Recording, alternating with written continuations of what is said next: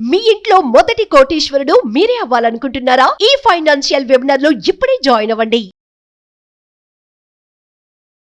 Hello నమస్తే welcome to Suman TV. ప్రస్తుతం మనతో పాటు AMFI certified mutual funds distributor PS Chandrasekhar గారు ఉన్నారు. వీరితో ఈరోజు కొన్ని విషయాన్ని మనం డిస్కస్ చేద్దాం. హలో అండి, నమస్తే. హలో అండి, నమస్తే అండి. యా, సో ఇప్పుడు మ్యూచువల్ ఫండ్స్లో ఇన్వెస్ట్ చేయాలి అన్నప్పుడు మీరు ఎక్కువగా సిప్స్ చేయమంటూ ఉంటారు, ఎస్ఐపిస్ చేయమంటూ ఉంటారు కదా. అయితే దానికి ఒకవేళ హ్యూజ్ అమౌంట్ కాకుండా స్మాల్ అమౌంట్స్తో ఏమైనా స్టార్ట్ చేయాలి అనుకుంటే మినిమం బేసిక్గా ఎంత అమౌంట్తో స్టార్ట్ చేయొచ్చు అండ్ ఎక్కడ ఇన్వెస్ట్ చేయొచ్చు? మేడం, ఇవాళ మనం మ్యూచువల్ ఫండ్స్లో ప్రతి ఒక్కరికి చెప్తుంటాం, ఇన్వెస్ట్ చేయండి ఏదో రూపంగా, ఎస్ఐపియో లేకపోతే మ్యూచువల్ లంసమో చేయమని చెప్తుంటాం. మనం ఇవాళ మనం ఒక స్పెసిఫిక్గా చిన్న అమౌంట్ నుంచి స్టార్ట్ చేయొచ్చు ఇన్వెస్ట్మెంట్స్, ఎస్ఐపి అనేది మాట్లాడుకుందాం. ప్లస్ ఈ ఎస్ఐపి ఎవరెవరు ఎలాంటి ఏఎంసీస్ దగ్గర ఉన్నాయి అనేది కూడా మాట్లాడుకుందాం. అంటే ఫస్ట్ మనము ఒక ఎస్బీఐది ఒక జన్ నివేష్ అని చెప్పి ఎస్ఐపి ఒకటి లాంచ్ చేశారు. దాని గురించి మాట్లాడదాం. అదేంటంటే 250 rupees SIP, minimum amount 250 rupees నుంచి స్టార్ట్ చేయొచ్చు అన్నమాట. మేడం, ఇలాంటి సిప్పు అసలు చిన్న అమౌంట్ సిప్స్ అంటే ఫర్ ఎగ్జాంపుల్ 100, 250, 500 చిన్న అమౌంట్ల సిప్పులు అసలు ఎందుకు లాంచ్ చేస్తున్నారు అనేది మనం అర్థం చేసుకుందాం. మేడం, ఇప్పుడు పోస్ట్ కోవిడ్, బిఫోర్ కోవిడ్ అసలు డిజిటలైజేషన్ అనేది లేదు. చాలా ఇప్పుడు మన ఒక గ్రాసరీ షాప్కి వెళ్ళినా సరే ఏం చేసేవాళ్ళం, క్యాష్ ఇచ్చి కొనుక్కునే వాళ్ళం, లేకపోతే కార్డు వాడేవాళ్ళం, రైట్? సో దాని తర్వాతే ఈ కోవిడ్ వచ్చిన తర్వాత ఈ డిజిటలైజేషన్ అనేది పెరిగిపోయింది. ప్రతి ఒక్కరు హ్యాండ్స్లో ఇప్పుడు UPI, Google pay, phone pay, Paytm అని ఉంటూనే ఉంటాయి. సో ఇప్పుడు ఏంటంటే మేడం, అసెసిబిలిటీ అనేది చాలా ఈజీ అయిపోయింది. ఇన్వెస్ట్మెంట్ చేయడానికి ప్లస్ పేమెంట్ చేయడానికి కూడా చాలా ఈజీ అయిపోయింది, రైట్? సో ఇప్పుడు ఎస్బీఐ లాంచ్ చేసిన ఈ జన్ నివేష్ ఒక scheme SIP 250 rupees SIP, minimum amount. దీంట్లో ఇన్వెస్ట్ చేసే ఇన్వెస్టర్ ఈ అమౌంట్ ని తీసుకుని వెళ్ళి ఒక బ్యాలెన్స్డ్ అడ్వాంటేజ్ ఫండ్ లో పెడతారు.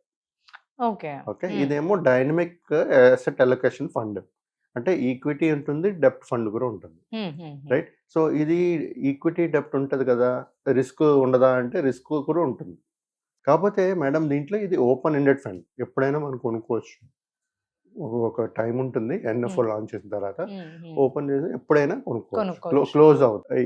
ఎవరైతే చిన్న అమౌంట్లు ఇన్వెస్ట్ చేస్తూ ఒక పెద్ద క్యాపిటల్ క్రియేట్ చేయాలనుకుంటున్నారో ఇలాంటి ప్లాన్స్ అనేది మనం ఇన్వెస్ట్ చేయొచ్చు. ఎస్పెషల్లీ చిన్న అమౌంట్లు ఎందుకు అని అనుకుంటే మేడం, ఇప్పుడు చూస్తే ఈ అర్బన్ లో ఉండే వాళ్ళందరూ ఇన్వెస్ట్మెంట్స్ అనేది చేస్తున్నారు.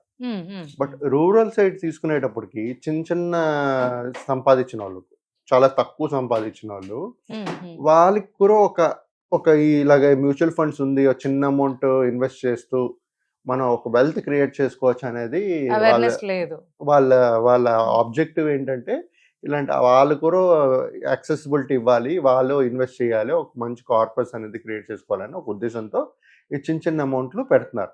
అంటే ప్రతి ఒక్కరు ఫర్ ఎగ్జాంపుల్ 1000 రూపాయలు కట్టలేకపోతారు. సో అలాంటి వాళ్ళకి 100 రూపాయలు అనేది కానీ, ఈ 250 రూపాయల సిప్ అనేది కానీ ఒక యూస్ఫుల్ అవుతుంది. సో వాళ్ళు కూడా ఒక చిన్న కార్పస్ అనేది క్రియేట్ చేయగలుగుతారు. మేడం, ఇప్పుడు చూసుకుంటే ఇలాంటి మ్యూచువల్ ఫండ్స్ మీకు చెప్పినట్టుగా బ్యాలెన్స్డ్ అడ్వాంటేజ్ ఫండ్ లో పెడతారు. SBI Jan Nivesh SIP plan balanced fund లో పెడుతుంటారు. దీని ఆబ్జెక్టివ్ ఏంటంటే మేడం, మనం యాక్చువల్గా ఈ పేదవాళ్ళు ఎవరైతే సంపాదించుకోలేకపోతున్నారో ఎక్కువ, వాళ్ళు కూడా చిన్న అమౌంట్ ఇన్వెస్ట్ చేస్తూ ఒక కార్పస్ క్రియేట్ చేయడం అనేది ఇది. సో కాకపోతే ఇప్పుడు రూరల్ ఏరియాలో అంత అవేర్నెస్ లేదు, ఎడ్యుకేట్ చేయలేకపోతున్నాం. మనం చెప్పినా సరే వాళ్ళు ఏంటంటే ఆ ఫియర్ ఉండిపోయింది. వాళ్ళు ఏమంటారంటే మార్కెట్లో పెడతారు కదా, మార్కెట్లో పెట్టేటప్పుడు పోతుంది అంటుంటారు, ఎలాగా ఏంటి అని భయపడుతుంటారు చాలా మంది. మాట్లాడతారు, మాతో చాలా మంది మాట్లాడుతుంటారు కానీ ముందుకు రారు. ఆ ఫియర్ ముందుకు రానివ్వట్లేదు వాళ్ళకి. సో అలాంటప్పుడు ఈ చిన్న అమౌంట్లు మేడం, ఈ 100 రూపాయలు 250 రూపాయలతో స్టార్ట్ చేశారనుకోండి ఎస్ఐపి, చేసుకునేటప్పుడు వాళ్ళ జర్నీలో ఒక 5 years చిన్న అమౌంట్ అయితే ఏం ఎఫెక్ట్ అవ్వదాలి. సో 5 years 7 years చూసారనుకోండి, వాళ్ళకి ఆ గ్రోత్ అనేది కనబడుతుంది, ఆ కాన్ఫిడెన్స్ అనేది ప్రతి ఒక్కరికి వస్తుంది. వచ్చేటప్పుడు ఇలాంటి ఆ ఎస్ఐపి అమౌంట్స్ కూడా ఇంక్రీజ్ చేసుకుంటూ పోవచ్చు. So this is one of the best strategy. ఈ చిన్న అమౌంట్ నుంచి ఇన్వెస్ట్ చేస్తూ ఇంక్రీజ్ చేస్తూ పోవడం అనేది మనం ఎప్పుడు మాట్లాడుకునేది మ్యూచువల్ ఫండ్స్ లో. ఎస్ఐపితో స్టార్ట్ చేయండి, స్టెప్ అప్ చేసుకోండి అని చెప్తాం. ఇక్కడ ఏంటంటే ఎవరైతే పేదవాళ్ళు ఉంటారో, తక్కువ సంపాదిస్తారో, చిన్న అమౌంట్ నుంచి స్టార్ట్ చేసి ఈ ఎస్ఐపి అమౌంట్ అనేది ఎవ్రీడే కట్టచ్చు, వీక్లీ కట్టచ్చు, మంత్లీ కట్టచ్చు, ఇలాంటి చిన్న చిన్న అమౌంట్స్. ఇది కాకుండా మనం ఎస్బీఐ జన్ నివేశ్ అని చెప్పాను కదా, ఇది కాకుండా 100 రూపాయల సిప్పులు కూడా ఉన్నాయి. ఏ ఏఎంసీస్ ఇస్తున్నాయో మనం ఒకసారి మాట్లాడుకుంటే దాంట్లో హెచ్డిఎఫ్సి ఉంది, ఐసిఐసిఐ మ్యూచువల్ ఫండ్ ఉంది, నిపాన్ ఇండియా మ్యూచువల్ ఫండ్ ఉంది, కోటక్ ఉంది, తర్వాత మిరే ఉంది, ఎస్బీఐ మ్యూచువల్ ఫండ్స్ లో 100 రూపాయలు ఉంది. సో ఇలాగా చిన్న చిన్న అమౌంట్ క్రియేట్ చేసేటప్పుడు కూడా వీళ్ళు కార్పస్ అనేది క్రియేట్ చేసుకోవచ్చు. బట్ ఒక్కటే అర్థం చేసుకోవాల్సింది ఏంటంటే, ఇన్వెస్టర్ ప్రతి ఒక్క కస్టమరు వాళ్ళకి ఎప్పుడైతే సమయం ఎక్కువ ఉందో, లాంగ్ టర్మ్ స్ట్రాటజీ, ఎప్పుడు mutual fund long term strategy. మీరు ఇవాళ పెట్టి 1 సంవత్సరం తర్వాత పెరగట్లేదు, పడిపోయింది, నెగిటివ్కి వచ్చిందని ఆ థాట్ లేకుండా మీరు ఏదైతే ఇన్వెస్ట్ చేస్తారో కనీసం ఒక 5 సంవత్సరాలు 6 సంవత్సరాలు చూడకండి, అసలు పట్టించుకోకండి దాన్ని. సో అది దాని పని అది చేసుకుంటూ పోతుంది. ఒక 7 years తర్వాత మీకు ఏమవుతుందంటే పవర్ ఆఫ్ కాంపౌండింగ్ కూడా యాడ్ అవుతూ మన మంచి కార్పస్ అనేది క్రియేట్ అవుతుంటుంది. సో అప్పటి నుంచి మన ఎదుగుదల ఫాస్ట్గా ఉంటుంది, గ్రోత్. సో ఎప్పుడైనా మ్యూచువల్ ఫండ్స్ చేయాలనేటప్పుడు లాంగ్ టర్మ్ స్ట్రాటజీ, రిస్క్ ఉంటుంది, కాకపోతే మంచి రిటర్న్స్, బెటర్ రిటర్న్స్ అనేది ఇస్తుంది.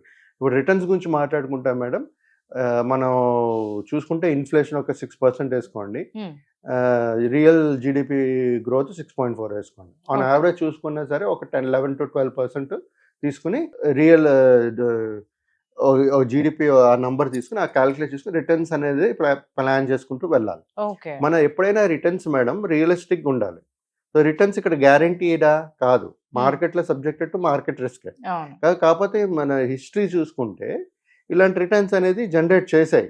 సో ఇది ఒక అవకాశంగా తీసుకుని ఎవరైతే తక్కువ సంపాదిస్తున్నారో ఇది ఒక అవకాశంగా తీసుకుని 100 రూపాయల నుంచి కూడా ట్రై చేయండి. మీరు ఒకవేళ మీకు భయం ఉంటే 100 రూపాయలు 250 రూపాయలతో స్టార్ట్ చేయండి.